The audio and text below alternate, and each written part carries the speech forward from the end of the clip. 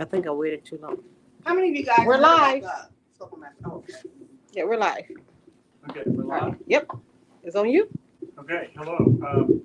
My name is E.R. Bill. I'm gonna get closer. I'm a freelance journalist and an author.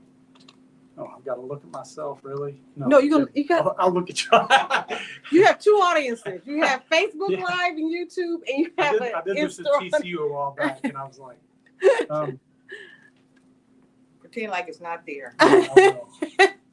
Okay, so my name is E.R. Bills. I'm a freelance journalist and an author, and I've been called lots of things over the years. An amateur scholar, an amateur historian by Texas Monthly. I think there was an issue here a while back called The Battle to Rewrite Texas History, and they mentioned me.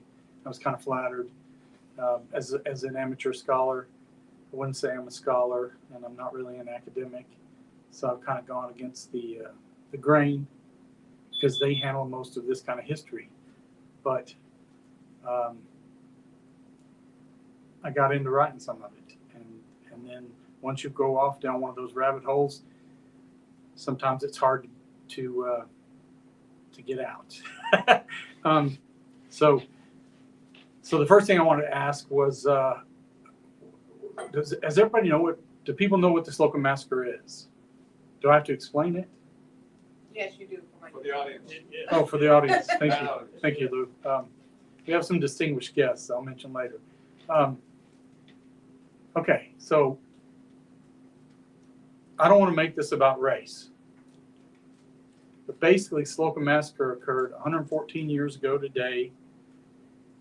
And it was an incident where a whole bunch of folks, 200 to 300 minimum, who looked a lot like me, killed a bunch of black folks for really no reason.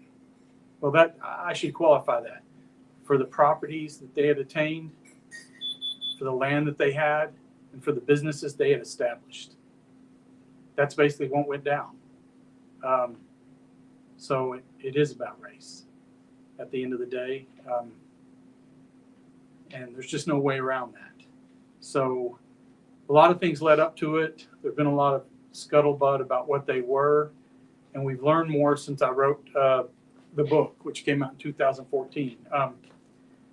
So in the months leading up to Slocum Massacre, like black men were lynched every month.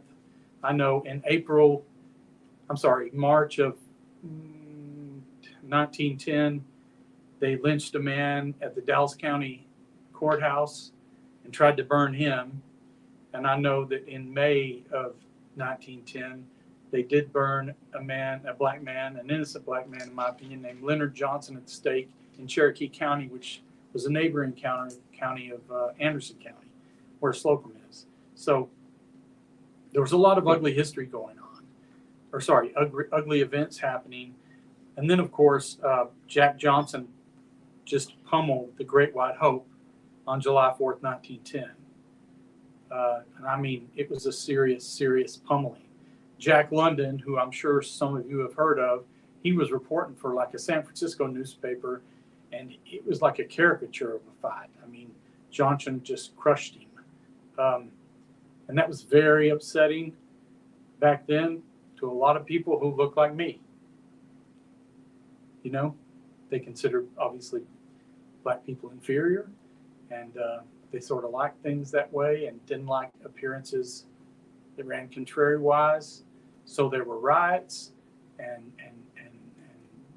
blacks were beat up all over the country. In fact, it was against the law, practically, to show pictures of the fight. They banned them. The media outlets wouldn't put them in the newspaper. It was crazy. But in East Texas, it was worse.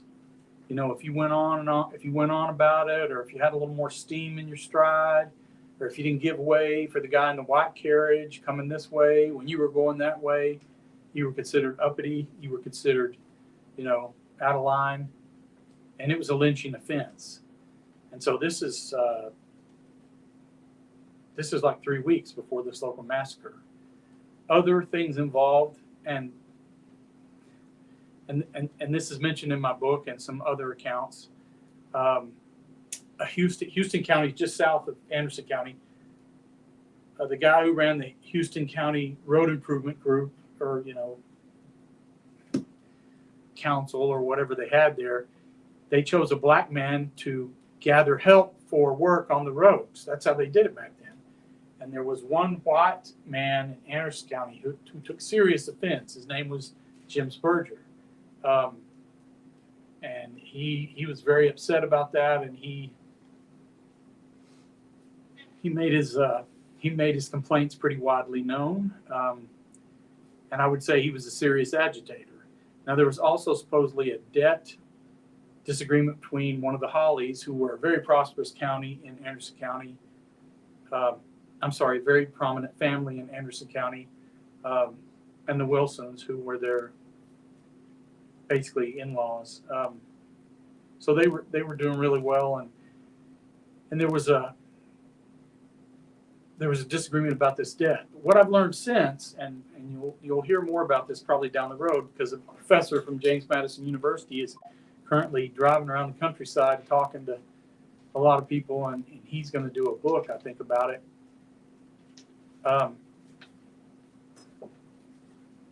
So I'm going to digress.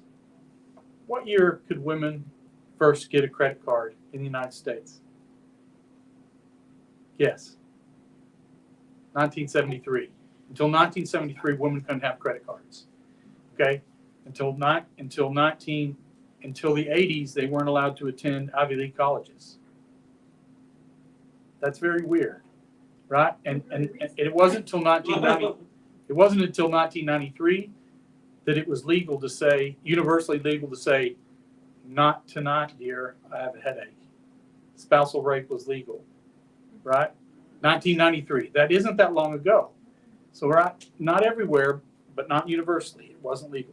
So the reason I bring that up is because after I wrote the book, more and more people dug, and very recently, last couple of years, something was discovered, and it made me wonder about that debt that they were talking about that might have been an issue. And then I got a hold of some court documents, original court documents with eyewitness accounts, with the wives of people like Ollie Burley, the first black victim, Sam Baker, and I think even Dick Wilson's. Their wives testified and pointed at Jim Spurger and Isom Gardner and these guys who perpetrated. They were identified by eyewitnesses, and they still couldn't be prosecuted.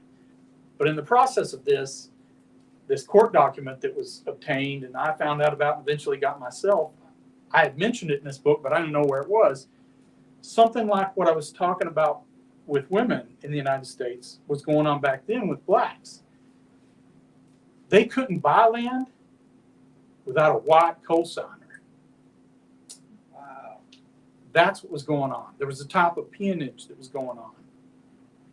And so now I think Mr. Reich, Stephen Reich is the academic's name. I think he's going to discuss this further in terms of economics in sort of an academic book on the subject. But in some of the testimony, the document's called Ex parte Spurger, but it's basically the court testimony that they used that came up at the bail trial to get some of the perpetrators. Well, they were never prosecuted, and they were eventually granted bail. But anyway, I was reading it, and Abe Wilson was talking about that. They were upset. They were like, we ought to be able to buy our own land. So I'm not sure exactly what the problem was with Marsh Holly, this disagreement over debt. It may have been exactly that. They may have been tired of having to pay for stuff that white people they didn't have to pay any money on it. They had to co-sign on it, and they got to benefit from it. And the black folks who owned the land did all the work. That's what I think is sort of an undergoing current around what was happening, because the black residents in that part of the world were kind of sick of this. And the Jack Johnson fight and the lynchings. A lot of people were upset about Leonard Johnson. He was innocent, being burned at the stake. In that town he was from, Lone Star, it's just a historical marker now. It's disappeared. So on this day, 114 years ago, I think Jim Spurger was a major agitator. I think he got people riled up. He wasn't the only one. An East Texas politician named Jim Sadler, in his book called Politics, Fat Cats, and Honey Money Boys. The first chapter is of his first memories of black people showing up on his front porch as a white politician and having run 12 or 13 miles from the Slocum area to flee the massacre. And he said it was just plain and simple a land grab. You know, the white citizens would let the black folks buy land if they co-signed, but they gave them what they considered to be the worst land. And a lot of it was the bottomlands, so it would flood. But the bottomlands are the most fertile. So the black folks, the Hollies, the Wilsons, they worked their tails off, and they became very, very successful. You know, born into slavery, especially Jack Holly. I know he was. Abe may have been too, but born into slavery, and then all of a sudden they had the first general store in the Slocum area. I think they had a granary, they had a mill. I think they might have had up to 700 acres with that asterisk. You know, I think they had to have a cosigner. So all this crazy stuff was going on, and a paranoia, a hysteria spread. You know, there were rumors that the blacks were going to rise. And so white people were hiding in their houses or gathering at churches, white people outside garden. And then these mobs of white people, hearing these reports, they came to the Slocum area primarily and initially, and they just started killing black folks.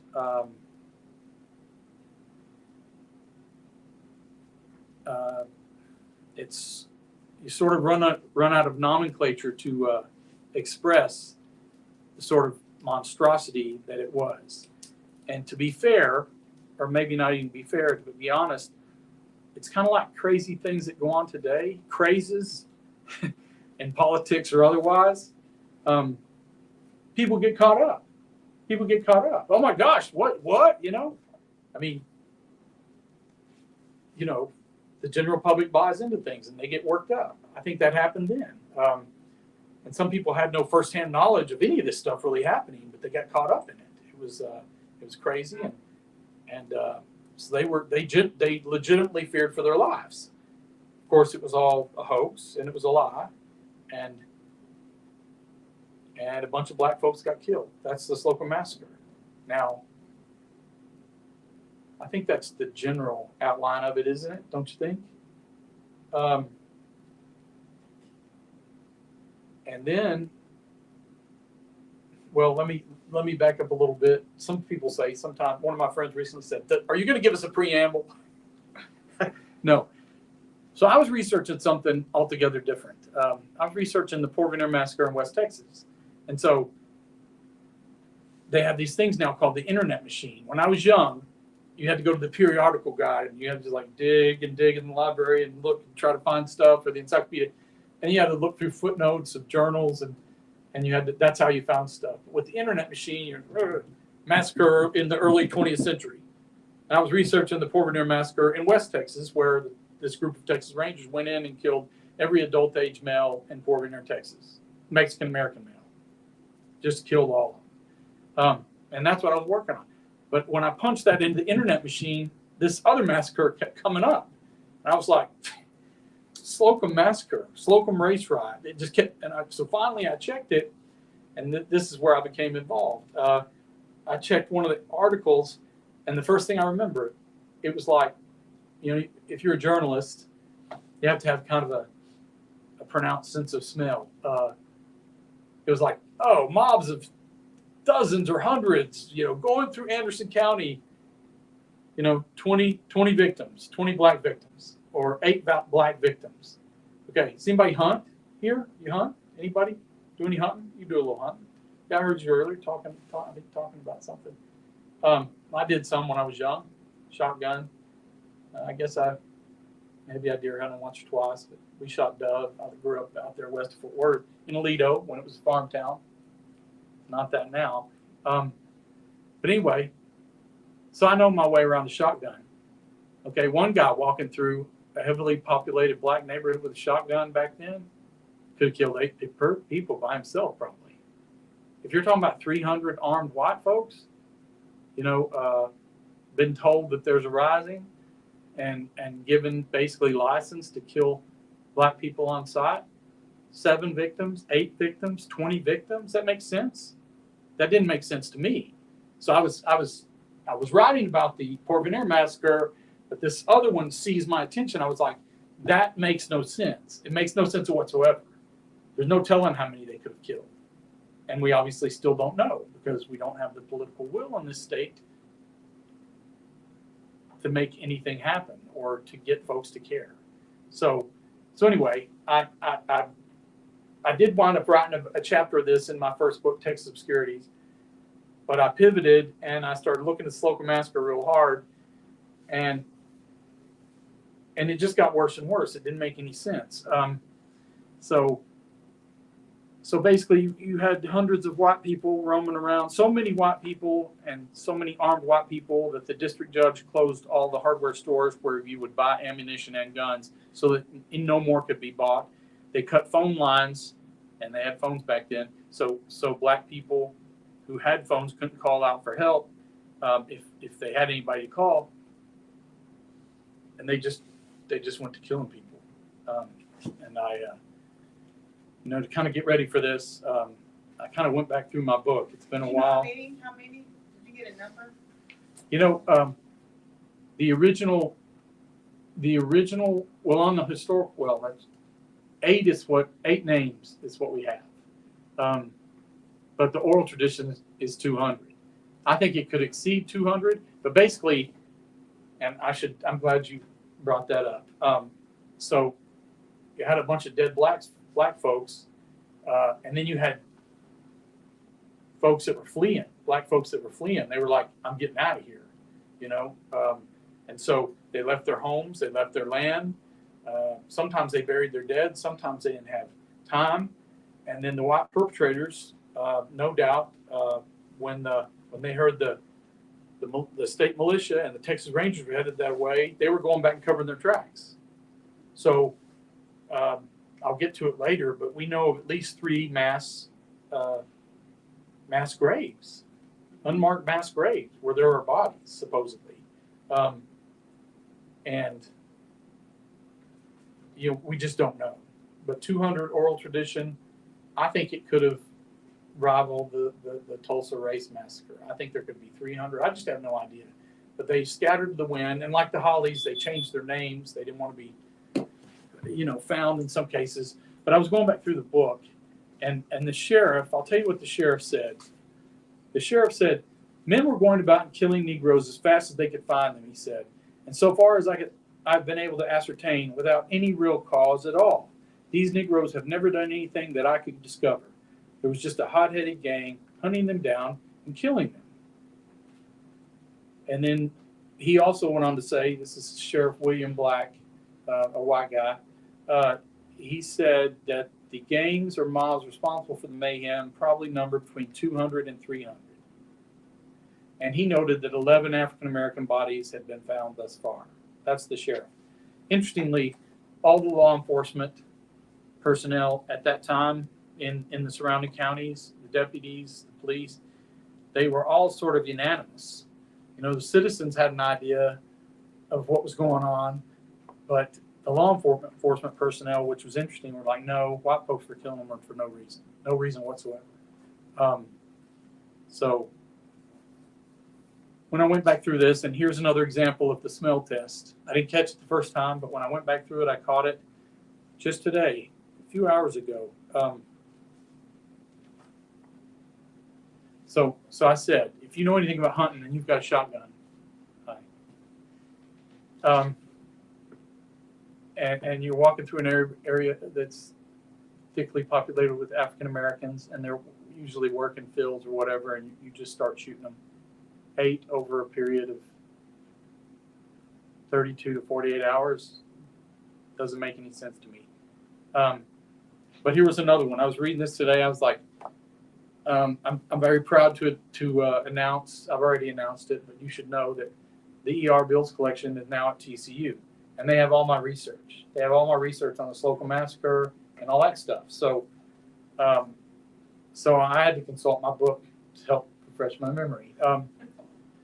But even when you're writing this stuff and you're trying to get it right, you're trying to get your head around it, you still miss stuff. So I was talking about one guy with a shotgun, how many could he kill? How many could 300 with shotguns or rifles and pistols kill? You know, I'd ask you to speculate, but we all know it's more than 8. As I was reading it, I was reading about, I think on August 1st, they got a bunch of folks together to start burying some of the bodies. And so to start off a chapter on page 22, I guess that is a chapter. No, it's a section of a chapter. It says, a handful of black men began digging a trench 12 feet deep under the supervision of some Texas Rangers. Okay. If you're going to pile bodies in a hole, in a trench, if you only had 8, how deep would you dig it? If you're just going to throw them on top of each other, this sounds like 12 feet deep for 8 bodies or 6. Actually, in that location, they said originally that there was 6, 12 feet deep. No telling how wide. I just thought that's very strange. When I read today, I thought that doesn't make sense. I've dug a few ditches and I've dug a few trenches in my day. A lot more bodies than 8 would fit in the 12-foot deep trench. Doesn't make any sense. I didn't catch it the first time. Now, the newspaper reports of the day said that in this trench, some said they buried 6, and they identified 4 that were at Dick Wilson's house, one of the Abe Wilson's relatives. But some of the newspaper reports said, well, they kept finding more bodies and just throwing them in there too. So we don't know. We don't have any that were in that trench.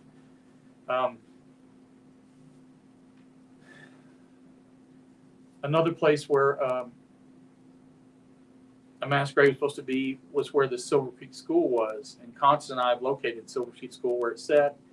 And supposedly the perpetrators weren't stupid. The Rangers were on their way. The militia was on their way. They were going to look around. The sheriff had said, at least 11. But he also said there's no way to tell because the buzzards, there are so many and the area is so wooded. This is East Texas. The buzzards are going to get most of them first. We're not going to find them. Go ahead. So you were saying you're not exactly sure what incited these men to do this massacre, but probably the wealth and prosperity and land of the blacks at the time. Well, that's what Jerry Sadler said. Jerry Sadler said it was a land grab. The East Texas politician. He said it was a land grab. About some of the women accusing, it sounded like James Berger of, maybe forcing himself on the women. Is that what you meant by that earlier? Because you said how you were saying how women could, No, I didn't mention James Berger talking about the women. Okay, so but was there? There was a rumor that one of the young black men was in a flirting situation with one of Jim Berger's daughters. That was a rumor. I was thinking of when you were saying about women didn't have the right to. No, I was trying to establish sort of a precedent, making an equivalence today, what women had to deal with till very recently. Black people had to deal with stuff like that back then and also very recently, in my opinion. But, they couldn't buy, a woman couldn't have a credit card till 1973. That's insane. And men had it for 20 years.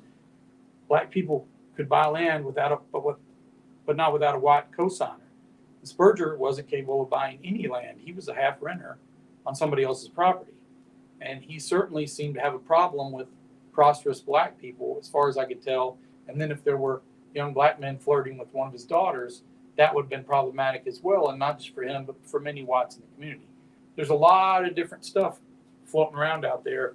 The things that I have established, though, are that, well, according to the white politician, it involved, there was some jealousy, and then there was hysteria, and it was stoked. It was stoked by some disgruntled whites, of whom Jim Berger was one, and maybe the most vociferous. That's in everything. Of course, in the court argument, ex parte Berger, he's identified by eyewitness testimony as killing the first victim, Ollie Burley, right on his front porch. There's a lot of that. So On Berger's front porch or Ollie's front porch? Ollie's front porch. No one ever apparently appeared to attack or molest the Spurger residents. But that is where they kind of met the white people involved. I thought you were saying Spurger No. pushed himself onto the. No, I didn't say that. Which would have caused the If I said that, I misled you. That isn't what I meant. But anyway, no. But he was a character, as I understand it. Are there any of his descendants still around that may be aware of this? Spurgeon? Yes. Yeah, I'm a discipline. Oh, Yeah. really? Listen, I'll break into the distinguished guests. I'll break into the distinguished guest portion of this. Journalist question, I'm sorry. I just found out about this a couple years ago. Oh. Yeah, I think Constance tried to reach out to somebody in the Spurger family a while back, and they wanted to get together and talk, but then it fell through. Sarah Spurger, the young lady there, she actually stars or is one of the actors in. I'm an actor and a filmmaker, and I have a role in Martin Scorsese's Killers of the Flower Moon. Yes. And I actually learned about this event while I was filming Killers of the Flower Moon, which felt very serendipitous because that movie chronicles Yes. how the white people systematically murdered the native Osage people for their You played the aunt and of. oil wealth, and then I found this out about my family at the same time that I was working on that project. And so it's just kind of been this nagging thing in the Sure. back of my mind to learn more about this.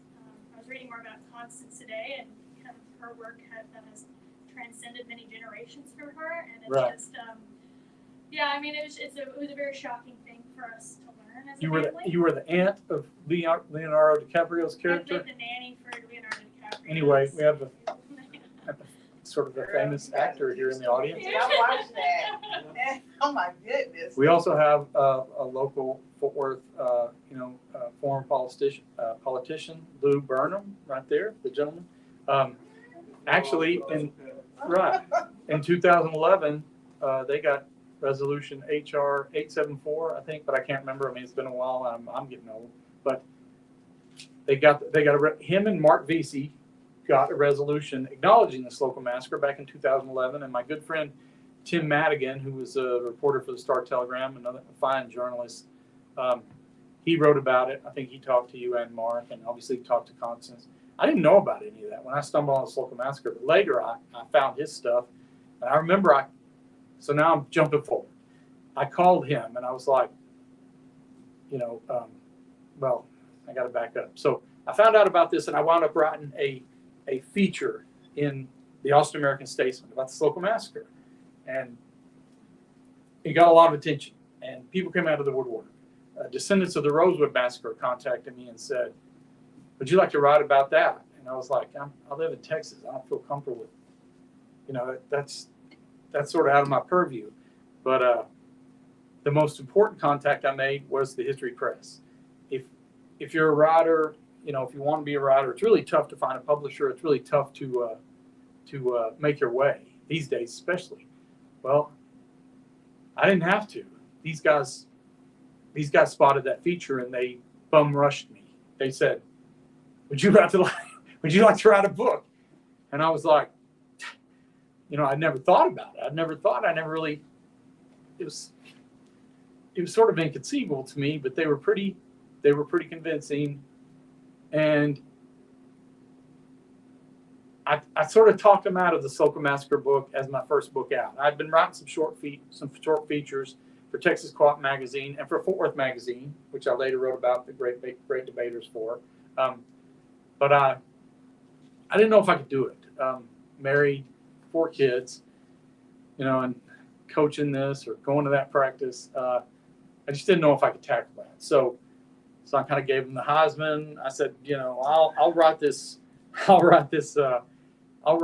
multi, feature book, but I'll work on the Slocum Massacre. So I was working on the Porvenir Massacre, and I was working on the Bat Bomb down there in Rock Springs and all this crazy stuff. And Texas Obscurity is a great book, and it does have a chapter on the Slocum Massacre. But the History Press, what they were really after was a book on the Slocum Massacre. And if you read the Fort Worth Weekly a couple of weeks ago, I wrote about that. the struggle we had over the title of the Slocum Massacre book. It's the 1910 Slocum Massacre and Active Genocide in East Texas. 10 years after the book was published, I wrote about it for Fourth Weekly. But so while I was finishing this Texas Obscurities book, or originally it was Curiosities, but then there was already a book out there called Curiosities, so we changed the title at the last minute. I was finishing the Slocum Massacre book, or I was working on the Slocum Massacre book. So really, literally, I had 2 books out within 6 months. Never written a book, and I got them both out. And History Press was big fans of me and seem to have been ever since. But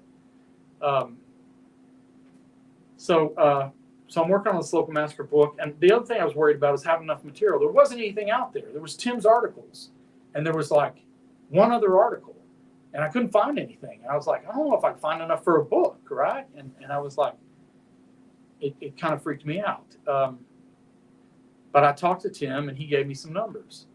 I talked to him, and I said, can I talk to your sources? Can I talk to the people you talked to? And he said, sure. Well, I got them on the phone, and they didn't have nothing to say. That's not the kind of thing you talk about out there. And they already had maybe no serious ramifications they had to face, but apparently it wasn't popular. So they wouldn't talk to me. I didn't have anybody at that point. And so I dug and dug, and more Internet Machine, and then very serendipitously, I stumbled on this book called The Pearsons and the Barnetts by Felix Green, and they had been victims of the Slocum Massacre, and some of them had gotten out alive, and I wound up getting in touch with him, and he let me use, actually the image for the cover actually is one of his forebears.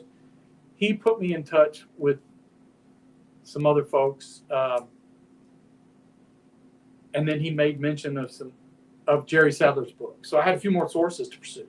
And then I went down to Palestine and went rummaging through their public library, and I found this research paper by this young woman named Linda Sue Stewart, who I was never able to find or track down, on the Slocum Massacre. And she had talked to people in nursing homes and done all this research. And I looked through her footnotes and her bibliography, and that led me to more stuff. And then finally, to put it together, I wound up going to the Houston County Historical Commission, because I had figured out that it spread into Houston County. Slocum is real close to the Houston County line, which is south. So I went down there, and this was funny. I went in, and there was this, this older black lady. And I went in, and I walked in, and, I kind of looked like I'm a little older, but kind of like I do now, a doughy white dude. And I'm like, I'd like to do some research on the Slocum Massacre. And she's like, she kind of gave me the once over, why would I be interested in that? And so I had to basically explain to her that I was doing a book for the History Press and blah, blah, blah.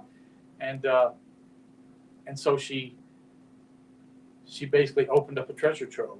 The chair of the Historical Commission there in Houston County had gotten letters from a doctor in the 80s about trying to get a marker for the Slocum Massacre, or what they called the Slocum-Augusta Massacre, because it spread into Houston County to Augusta and Percilla. And she had set on these letters, instead of storing them at the Houston County Historical Commission, they had been stored at her house. So when she passed away, they found them. And so she had that. And so I was able to look through all that, and I was like, wow. And so that sent me down a million other rabbit holes. And then I was able, I sent a Freedom of Information Act to the U.S. Department of Justice. And I got documents from them. So, I was just trying to get as much as I could and correlate the stuff I was learning and arrange it in some intelligible order. But in the end, I was able to cobble together enough to do the book. And something that is probably obvious if you've read the book, maybe not that obvious though.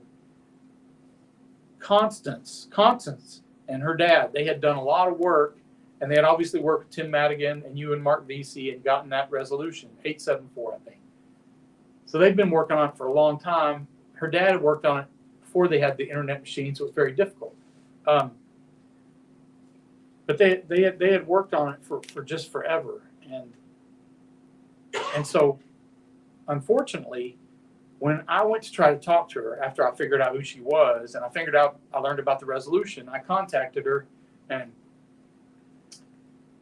I contacted one of her cousins is who I found first, and they said, well, you should talk to Constance. Or no, her cousin, I think it was her cousin, said, well, we have a family spokesman. So unfortunately, I spoke to the family spokesman, and he wasn't a member of the family. But I got him on the phone and said, I'm doing this, I'm going to write about this, and this publisher wants me to do a book. And he goes, okay, how much? And I was like, how much? He goes, yeah, how much? And I was like, I drive a early 2000s, Nissan Frontier. What do you mean, how much? I'm trying to tell this story. I'm trying to get this story out there. And, I don't have my publisher's not, this isn't Penguin or Random House. I didn't get some big advance. I don't have no money. I'm just trying to tell the story.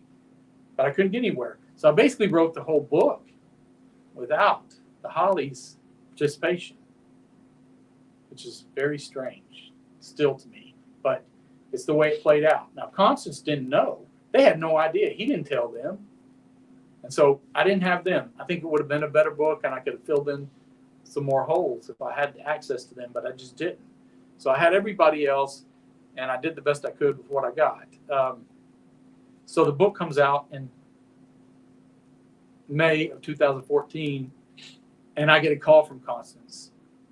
She's like, who are you? And how did you da-da-da-da? And I'm like, well, I'm this, and da-da-da-da.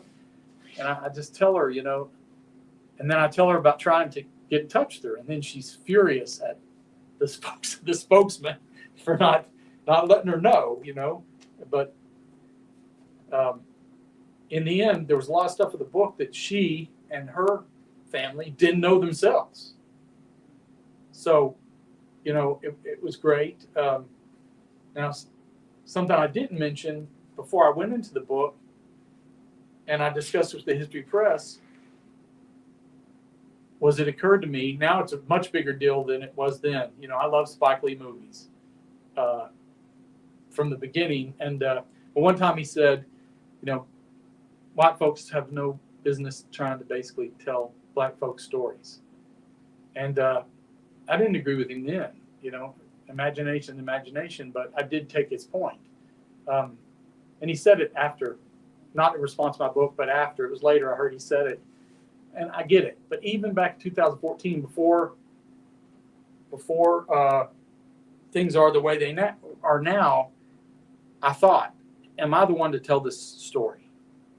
Doughy white dude, right? Should I tell this story? Surely there's a black graduate student somewhere. Surely somebody is working on this. So I got on that internet machine. I looked everywhere, and I really tried to make sure that nobody was working on it because I wasn't sure I was a good fit. I wasn't afraid I wouldn't tell the truth, but I was just like, I don't know if this is my story to tell. But my publisher's like, well, you've already talked about it in Austin American Statesman. And, black people approached you about writing their this story or that story. And then also there were even other descendants of perpetrators of the massacre who came to me and wanted to tell their story. So they said, you should tell the story. It needs to be told. And I was like, but I did check around, and I did try to make sure nobody was working on it. Later I learned that black graduate students in Texas, if they want to get real far, maybe they don't take on subjects like that. Does that make sense? And so, whatever, I wound up writing it, for better or worse. In my opinion, better because the story got out there. And in the end, it created cover for academics, for black academics, for black journalists to approach it. It was out there, because when we first went down there, Tim said, or when I first went down there, Tim said, you should be careful. And when I spoke to other people, they said, you should be careful down there around some of those white farmers. So you know, the people that I tried to talk to, the black gentlemen that I tried to talk to, they weren't going to talk to me. And I wound up going down there cold turkey and staying in Mission Tejas State Park, not getting a hotel, you know, just camping and not even in a spot, primitive camping, because I was mildly concerned. And my wife at that time was African American. And she was very concerned. And she didn't like the idea of me going out there at all. She's not from Texas, but it was a concern. So I was sort of incognito. I didn't have on a wig and a fake mustache or anything, but I just kept a low profile when I was down there snooping around because I didn't know. And people would warn me off of this or warn me off that. Anyway, so jumping forward, so the book comes out, Constance talks to me, and the book became sort of, it sort of galvanized this effort, okay?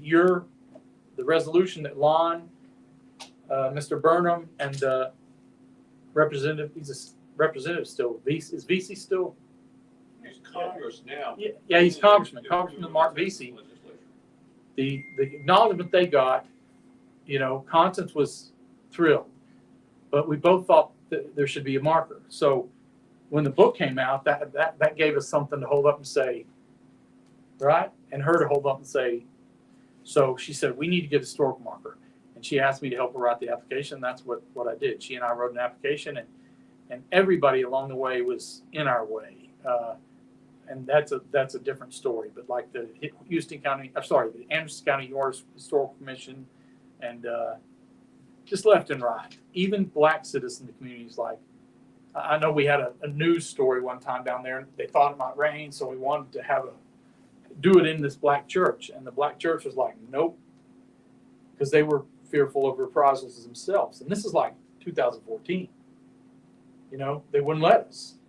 I mean, and which I understand. I mean, I was a tourist with the typewriter. I lived in Fort Worth. But they lived there, and they were concerned. And so we respected that. But even some black historians were like, you don't have a chance. The Texas State Historical Commission is going to dump on you. They're gonna laugh y'all out of there. So we sweated, we fretted. Our significant others, our husbands, you know, our spouses, wondered if we weren't having an affair. It became just me and her kind of trying to get all this together. We weren't having an affair, but we were so caught up in it. You know, we didn't have time for much else. I think my dad passed away while I was doing the book, and then anyway, we submitted the marker, and we went down there, and even at the last minute, one of the guys who was running the Undertold Markers program said, you know, you don't have a chance. And so we went down there expecting to fall on our face, and we already had a plan. I was like, Constance, you be graceful, and I'll raise hell. But you can lead the next effort if we fail, and you don't have any marks against you, and I'll just be the bad cop here, so to speak. But out of 100 points you could score on a marker, we scored 98, and it passed. And so we got this marker, the first marker in Texas that specifically acknowledges racial violence against African Americans. It was really a big deal, bigger deal than we realized. And then after that, of course, you write a book, you think it. I've written several books now, and some books that I've written, I write them and they kind of go away. Or I've written it or they're out there. But this one, you know, it still haunts me. And as I mentioned in the article last week, I guess, because those bodies are still in those mass graves. You know, if those were white folks, that wouldn't be the case. If those were Confederate war dead, that would not be the case. They're still buried in mass graves. And so in Florida, where the Rosewood Massacre is, Jeb Bush actually approved a monument and reparations. Jeb Bush. He was running for president at the time. Well, or right before. I don't know I can't remember what year it was, but right, Florida, right? And Oklahoma, which I always kind of considered backwards. No, Oklahoma, no offense. They've got a monument for the Tulsa Race Massacre, and they've made strides towards getting college, not reimbursement, but tuition for descendants of the Tulsa Race Massacre. They work towards doing that stuff. We look like hee-haw down here. We've had this giant racial pogrom out there in East Texas, and we could barely get the historical marker. We can't get, well, especially the legislature now, to give it a nod or to consider something like reparations or a monument or even an official state investigation instead of some amateur scholar like me. And then the people in the area, you know, they're worried about how it's going to affect their real estate, which is understandable, I guess. You know, we've tried to go across some of that land with ground penetrating radar, which was donated from Stephen F. Austin, said we could use for free. We tried all kinds of stuff, and we've gotten nowhere. So 10 years later, Constance and I, this still haunts us. This still is like, you know, I mentioned in this piece, you know, when I was arguing with my publisher, if you ever want to write a book or go into writing, publishers tend to err on the side of caution, and obviously they want to sell as many books as they can. And so the title of my book, you know, the 1910 Slocum Massacre, an act of genocide in East Texas, that scared the crap out of them. They did not want genocide in the title. That's why the introduction explains what the Geneva Convention said genocide is, because that's absolutely what it was. But anyway, I remember when I was arguing with my publisher, I was like, oh, I'm not going to try to figure out where it's at. I said, if this book doesn't lead, you know, to an official state investigation and the excavation of these mass graves, then we didn't do our job. So genocide needs to be in the title. People need to know what happened.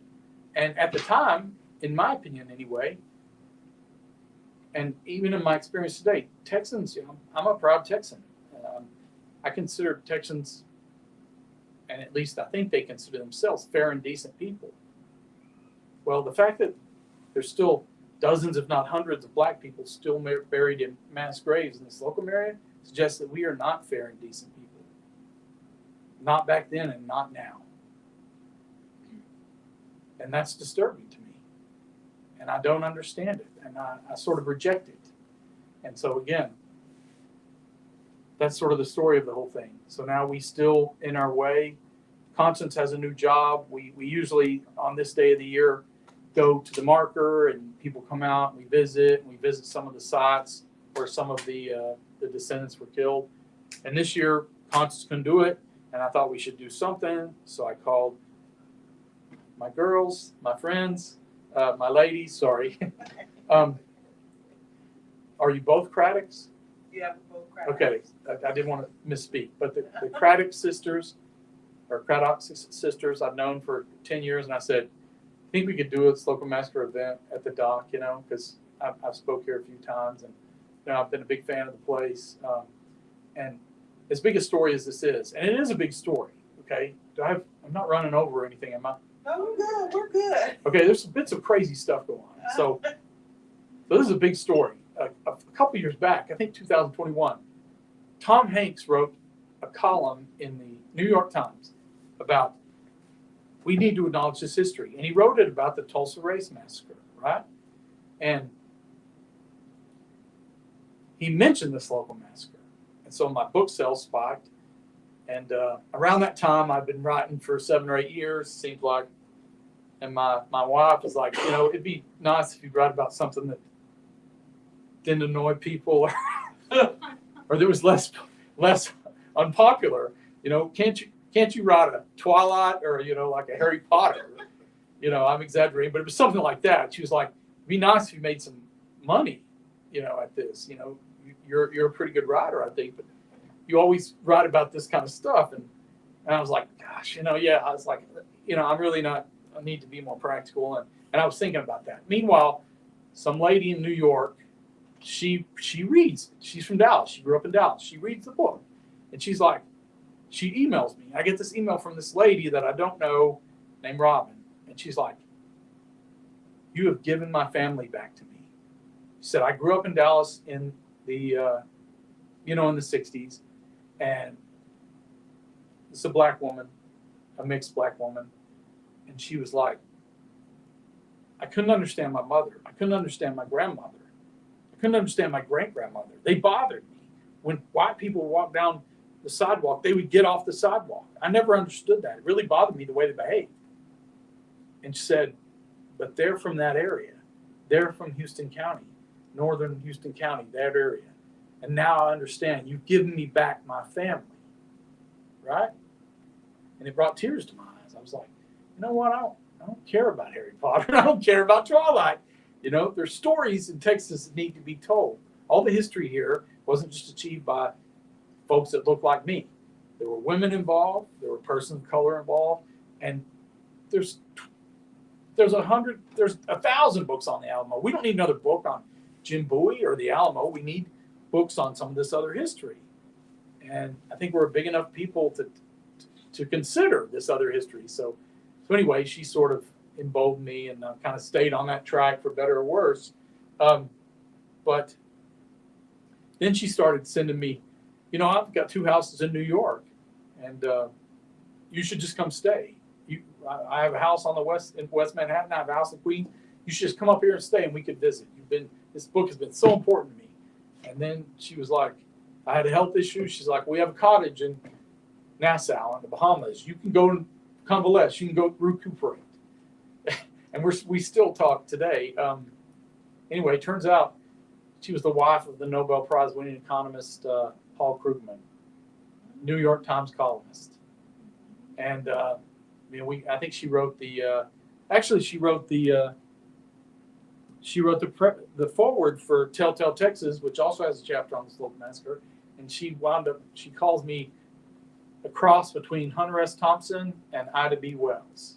Yeah. Which is crazy and kind of cool. But anyway, so. Is she still around? Oh yeah, I'm actually finally, a photo op of the Nobel Prize winner and her. Actually, she's a professor emeritus of economics at Princeton. I mean, how do you meet people? I'm Podunk Bocephus from Aledo, Texas. I mean, so I need to finally go meet him. Yes, and I need to hang out with him, visit. And but a photo op with the Nobel Prize winner, just alone would be, worth the price of admission. But they've been very supportive and over the years. So anyway, so that's the story of the book and what we're up to now. We still try to do stuff. We still try to spread the word. And just about every other book I've written, I mention the Slocum Massacre, and then I write about it in the Fort Worth Weekly now and again. And we still, it just seems to me criminal that these bodies, they're still piled out there like animals in mass graves, and nothing's being done about it. So now I've prattled on for a really long time. Most of you are familiar with the story. Hopefully I've filled in some holes. Do you have any questions? Do you have any comments? When I was looking at your book, I always get confused because I always get caught up in the Colfax Massacre at the same time. I don't, it's just real eerie, and I had to make a sturdy effort to separate the two because, they say sometimes say, you sure it's Colfax? But then I came to understand it's its own separate situation. Yeah. Where was the Colfax Massacre? It was in Louisiana, along that Red River area. Yeah. And it was really at the time period when enslaved Africans were trying to protect the Republican Party, and it was a slaughter. Yeah. The Democrats slaughtered all these people. Yeah, back then the conservatives were the Democrats and the Republicans were the liberals. And yes, I'm familiar with that. But in that court document, there was another massacre mentioned, which I did know about, but I've never researched. The Elaine Massacre in Arkansas, yeah. right? In that court document, one of the white folks that testified, I think for prosecution, says, they keep fooling around, and they'll get something like what they got in Elaine, and they're referring to the Elaine Massacre in Arkansas. I mean, yeah, a lot of stuff happened. So is there a book that just concentrates on all these different on all of them? No, not that I know of. And we don't. I wouldn't say none of us get along well, but it's all like it just pops up and people try to do the best they can. I think the guy who wrote the first one on the Tulsa Race Massacre was Tim Madigan, The Burning. And that series, the Watchmen series with, what's her name? The black actress that's in, oh gosh, I can't remember her name, I'm sorry. She's like the star of Watchmen. And it's basically a superhero kind of thing, but anyway, it's sort of a brilliant series and it has Lou Gossett Jr. There are scenes from the Tulsa Race Massacre. That's how it starts, and they're taken. The inspiration was from Tim's book. So there are other people who've written about the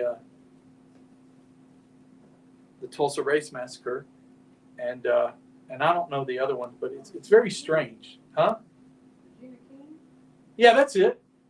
Regina King, did you say?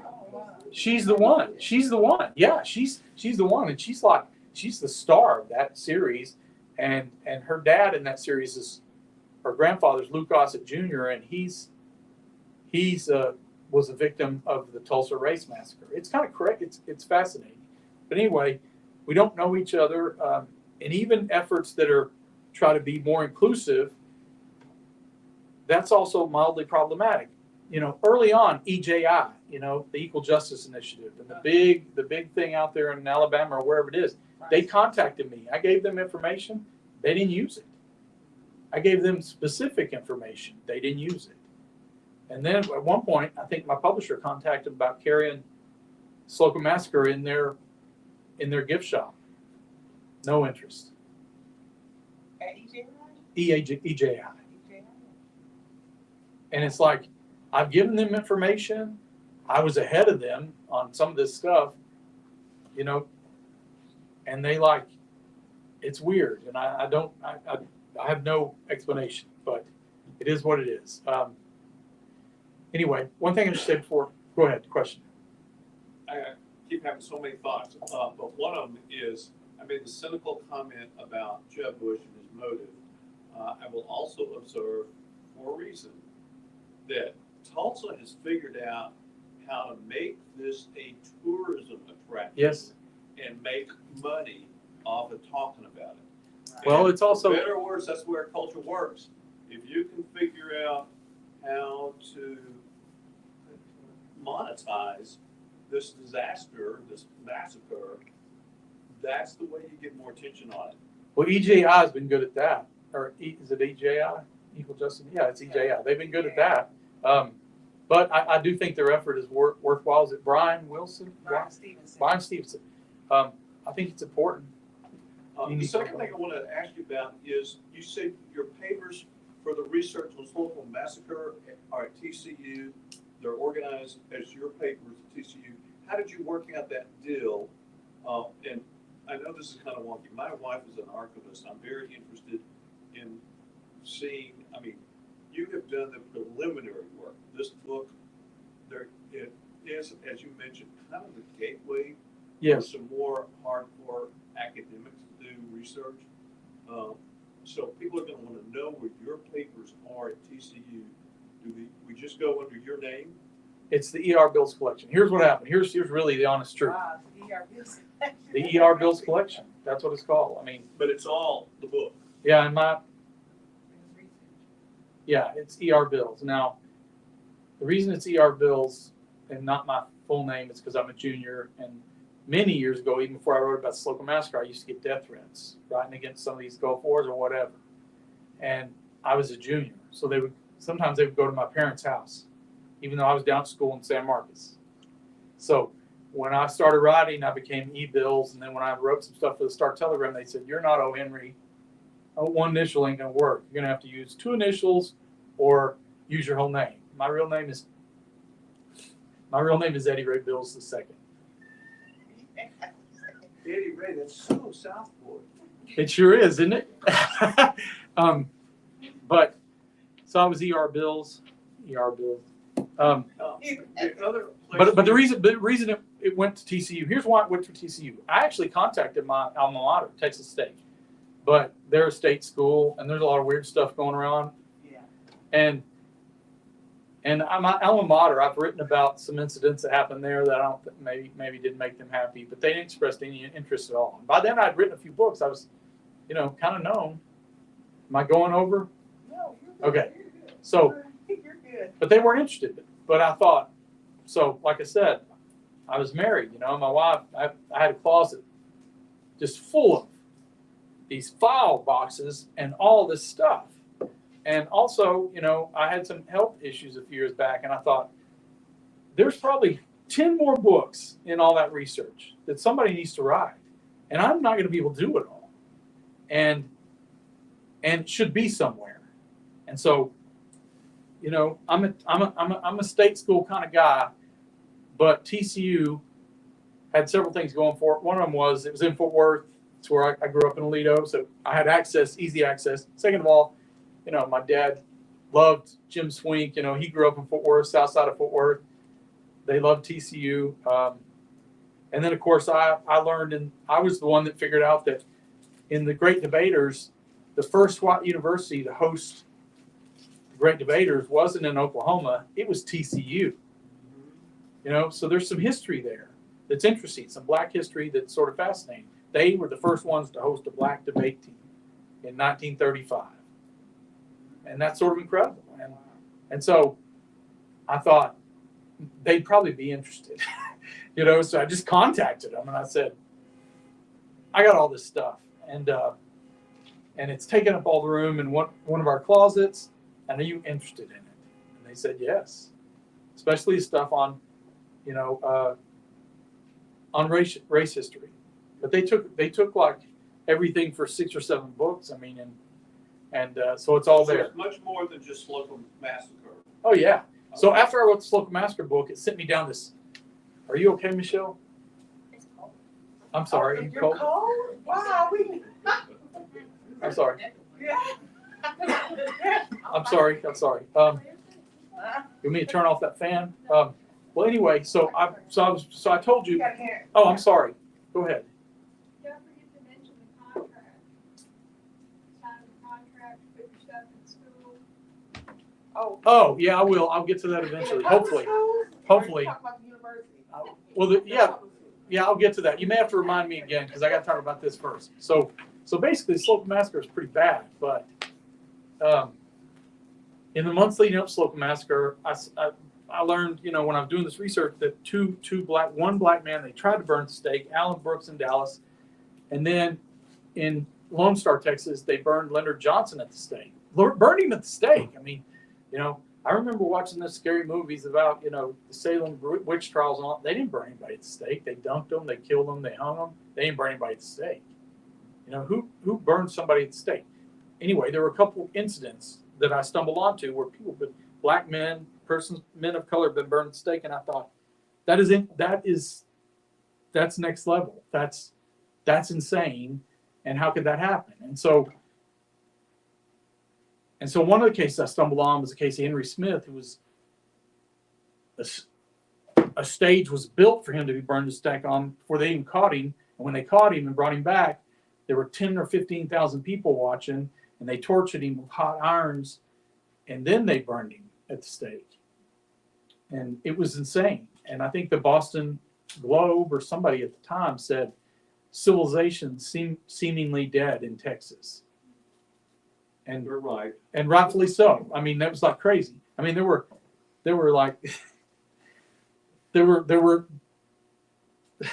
lemonade stands. It was totally insane. And so I thought, so how could that have happened here?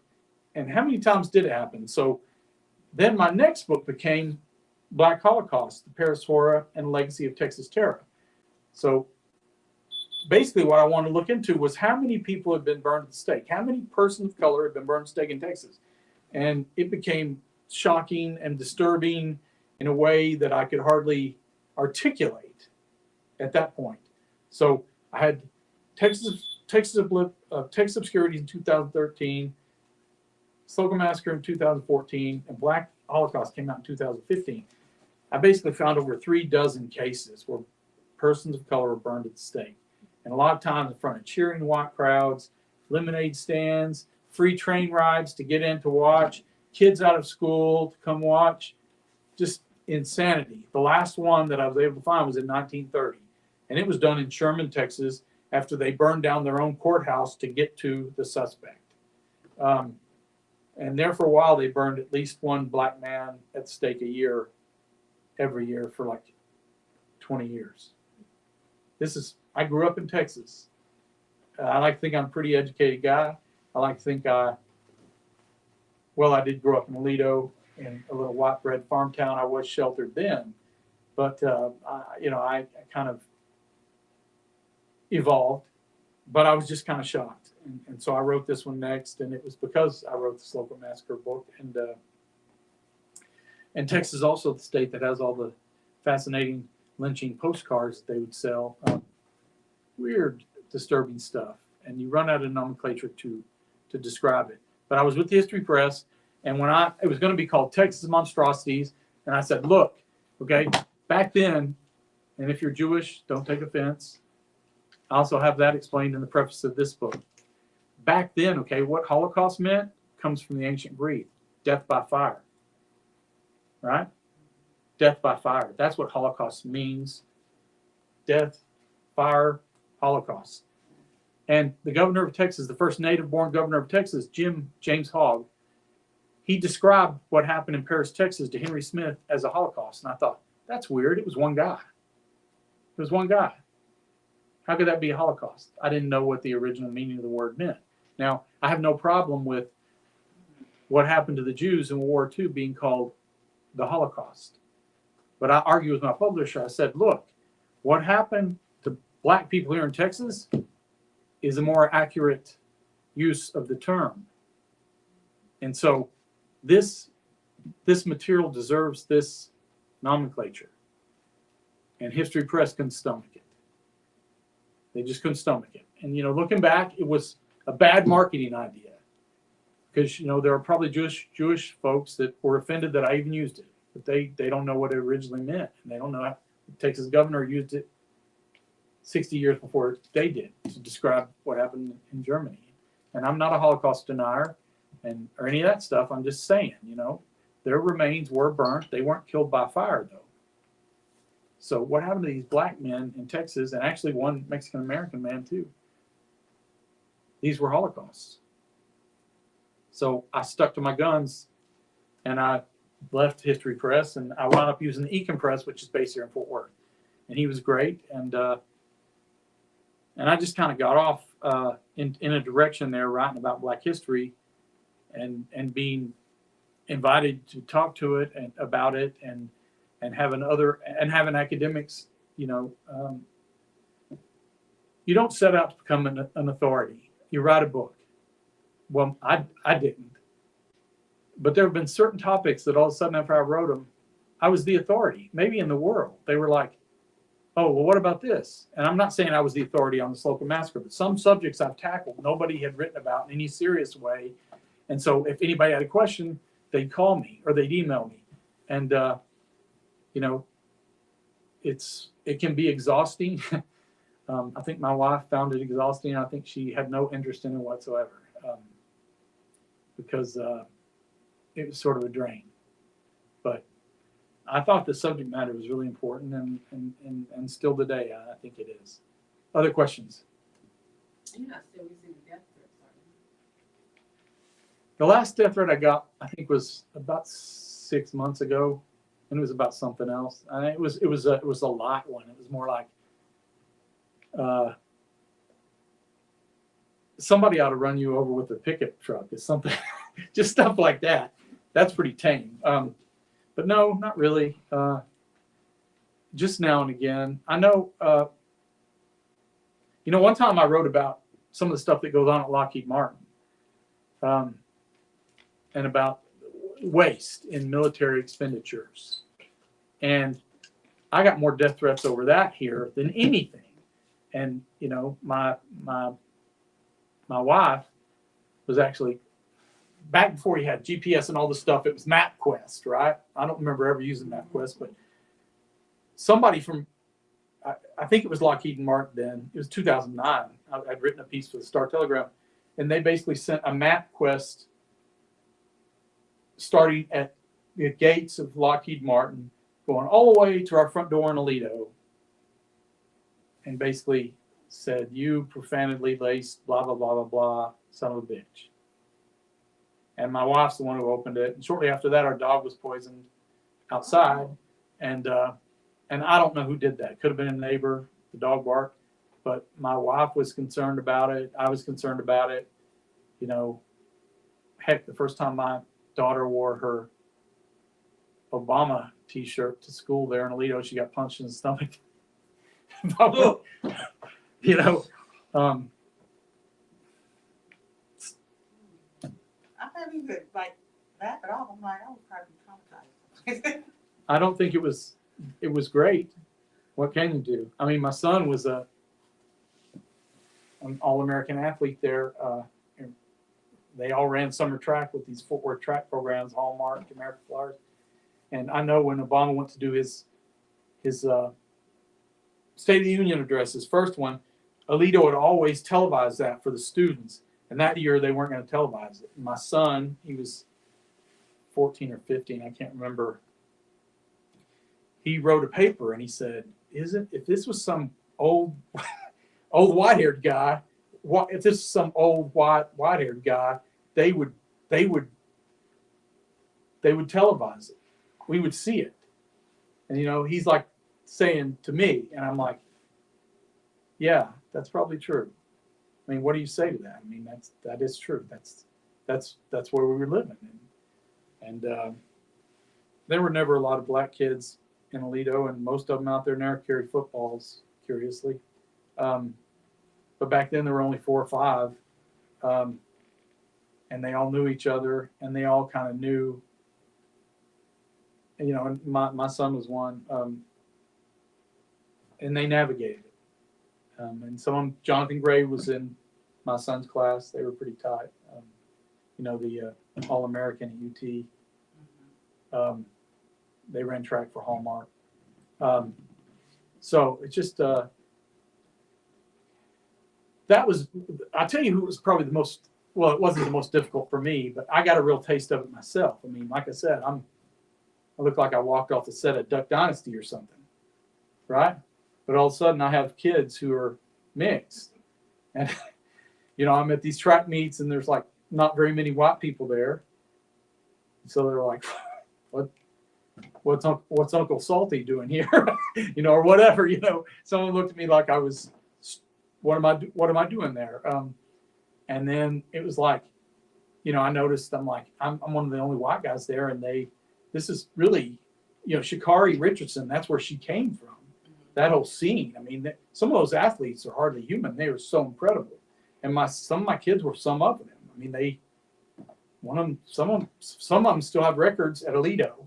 And they ran with people like Sha'Carri. And it was amazing, and I treasure it. But I remember one time I was told, I went early and I went to set up my tent, and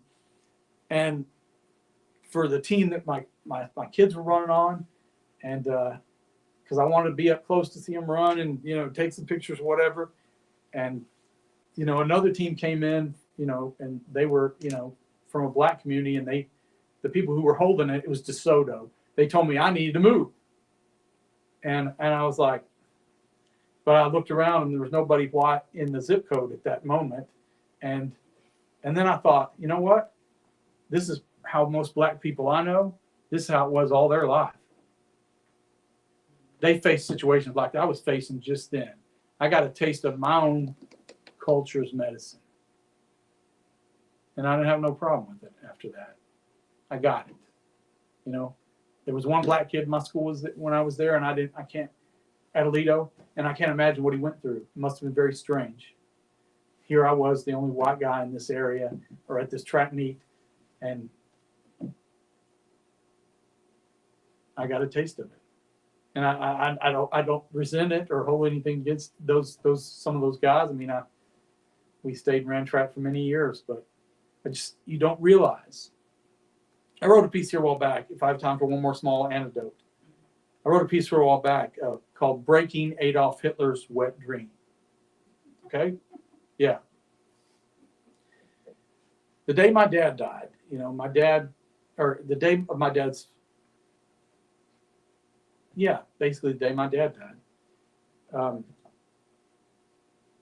I was coming back from the Palestine area doing research. Probably didn't spend as much time with him as I should have. That's why I dedicated the book to him. But I took my mom home. We left the hospital, and we went to our house there in Aledo, the Aledo area, and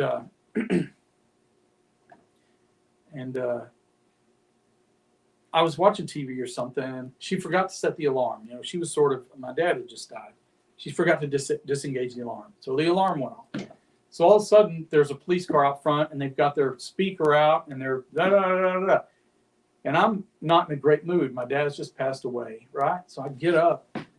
Oh, I've got to focus. I got to stay in the frame. I get up.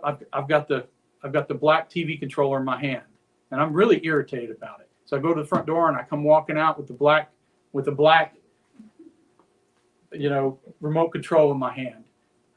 And this guy, this hayseed cop out there pulls his gun on me.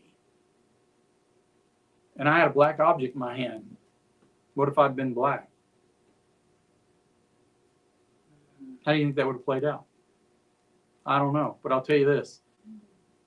You know, I didn't grow up rich. I didn't grow up with a silver spoon in my mouth, but I did grow up with white male privilege. And I'm well aware of it. And in that incident, you know, basically became like an editorial. I mean, it was white people, they complain about this initiative or that initiative, you know, and all the special treatment minorities get, you know, blacks, Hispanics. It's all ludicrous because it's true. People like me have had it easy the whole way. White male. It's been my kingdom. I didn't build it. You know, I was just born into it. The way I looked, I was 8. I mean, I'm overweight now. I was athletic and light-eyed, blonde-haired. I was Adolf Hitler's wet dream, meant to run the place. That's who we were for so long. And now that it's changing, the whole white fragility thing, it's not a myth. I mean, it's happening right in front of our eyes. That's what I want to ask you about. This is probably the last question from this. I'm sorry. So we're gonna unless anyone else has a question. Does anyone else have a question? I really do. I'll be quick. I won't go off on a tangent. I'm sorry. Go ahead. Okay, just one question. Back to the book real quick. I really want to understand Spurgeon, the guy. Spurgeon. What was your reaction in reading? Have you read it in its entirety? Mm-hmm. And I just want to kind of, because I've always wanted to understand the descendants' experience on the other side. So, and I think that's Sure. really important. And I guess that's. If you don't mind, I don't mind to speak on that. Go ahead. Yeah, it was like I said, we didn't know anything about it, and I was reading recently about Constance and how you know, through oral tradition, she knew about this event her entire life, right? And So her grandfather would never give me the names of her grandparents to fill in the baby book family tree. we didn't. Never knew why. He just couldn't remember their names and would never give me the names of her great grandfather and all of that to fill in the baby family tree.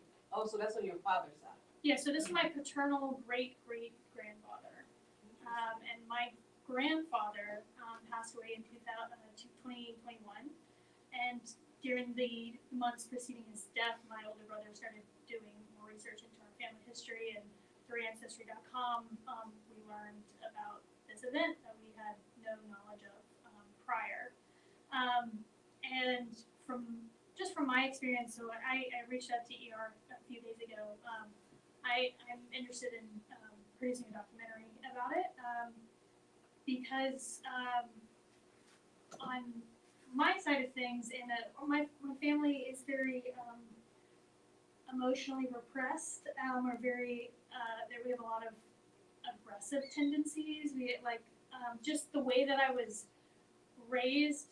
This understanding that this is the person that I came from really gave a lot of insight into just what it meant to be a Spurger, and I never really resonated very.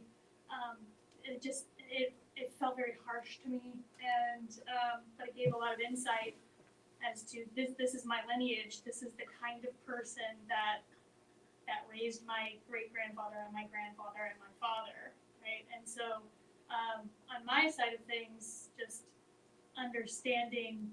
I've always felt a little bit of a disconnect on understanding what my culture and my history is, because it's not spoken about. It's very shameful, right? It's a really shameful, horrific thing that I come from, and I think more white people than me have that history. They just don't know about it. So it was very confusing. I said, I asked and got no information. Right, Couldn't even get the name of we don't talk, right? Our family doesn't talk about things. At one time, Constance, somebody from your family did reach out to I'm Constance. curious who. About 10 years ago. Well, you're going to speak with Constance at some point, I'm sure. I'll give her your contact info, but somebody did reach out to her. I would have been around 8 or 9 or 10 years ago, maybe longer, maybe after that resolution. And they wanted to get together, but then This is a Spurger? it was a Spurger and it fell through. I don't know. It fell through. It fell through. There's very few So Spurgers. that's a real thing, a Spurger? There's very few of us. There's like How do you spell it? Spurger. You know, in the court documents, it's Speerger. What was your question? Yeah. What was your question? Mine? Oh, I'm sorry, I took your question. My question was dealing with, Oh, we're just, no, yeah. No, I don't think she was finished. okay, I was going off with ER. Yeah. I'm sorry. Well, my question was dealing with the issue of hate. And we were having a conversation with the group, and they were talking about how they're studying hate, and they're saying that it's becoming part of the DNA, like like trauma, like enslaved Africans and their descendants have certain trauma from what they've been through. Likewise, those who cause trauma. Generational trauma. Yeah, and so I'm wondering what are your thoughts on that? Do you see that this hate, and the reason why racism probably would never go away in America because it really is a DNA thing dealing with hate? What are your thoughts on that? Well, for me, it goes farther back. Back when I was in college, there is such a thing as genetic memory.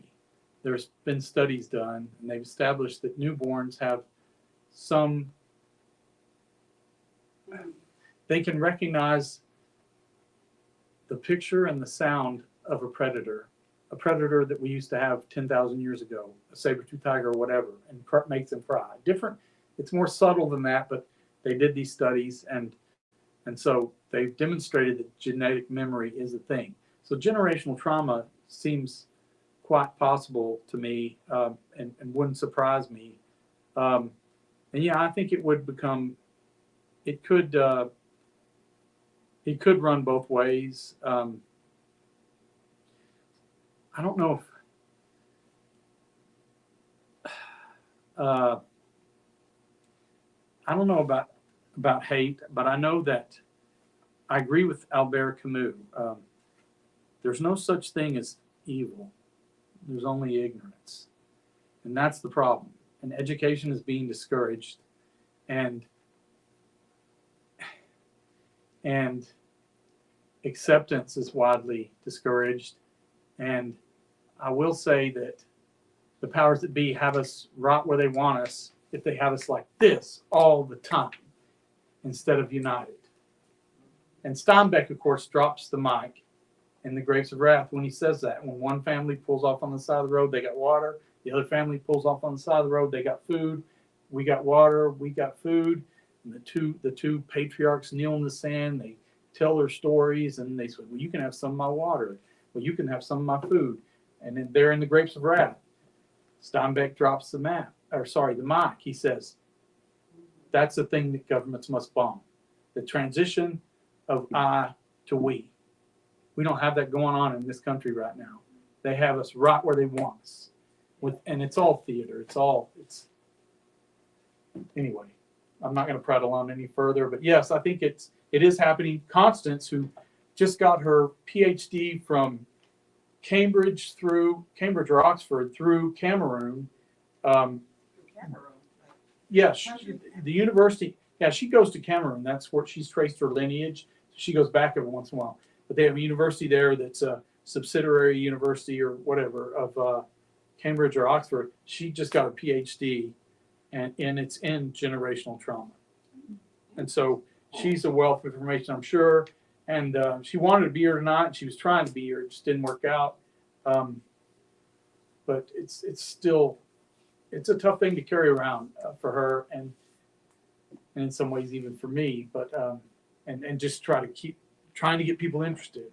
So I'm so thankful that you guys came out and listened to me prattle on, and that the Craddock sisters let me come and talk about it, because I still think it's still a huge issue, and something that, we could have some healing. We could have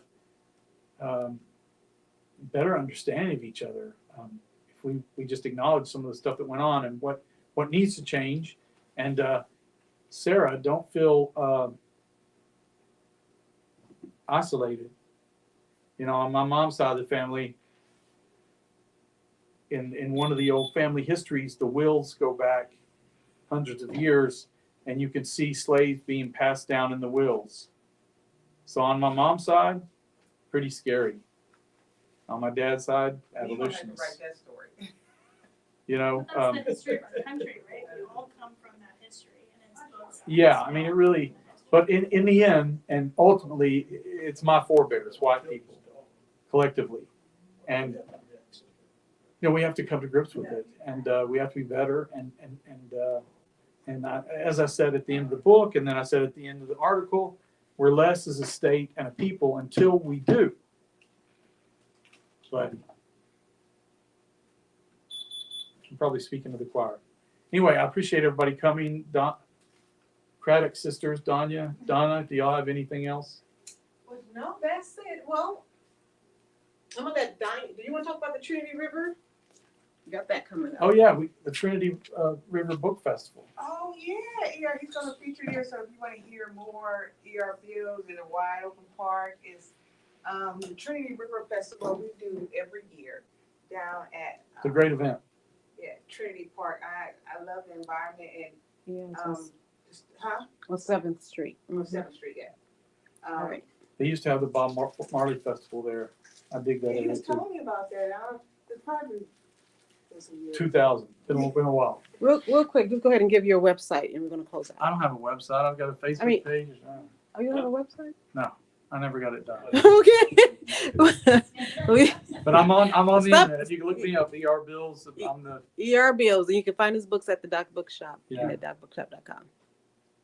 Okay.